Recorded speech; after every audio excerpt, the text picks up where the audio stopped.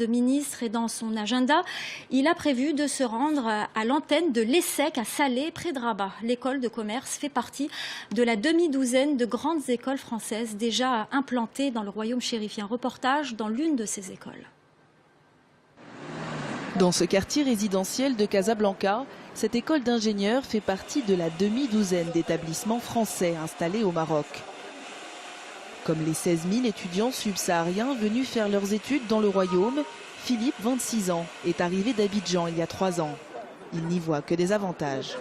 L'avantage financier d'étudier à Casablanca, c'est que déjà ça réduit les coûts de vie, de frais de vie, et il n'y a pas de problème de visa.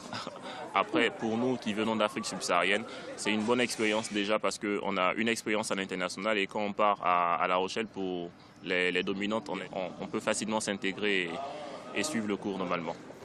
Chaque élève devra étudier pendant 6 mois sur le campus de la Maison Mère à La Rochelle. Et nouveauté cette année, les diplômes délivrés à Casablanca seront 100% français. Un argument de taille aussi pour les étudiants marocains.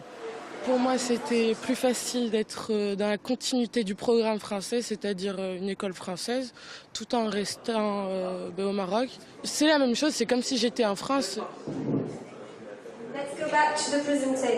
Un savoir-faire français au chevet de la formation des élites du continent pour accompagner son boom économique. 30% des élèves de l'école proviennent déjà d'Afrique subsaharienne. L'établissement prévoit de doubler cet effectif d'ici quelques années.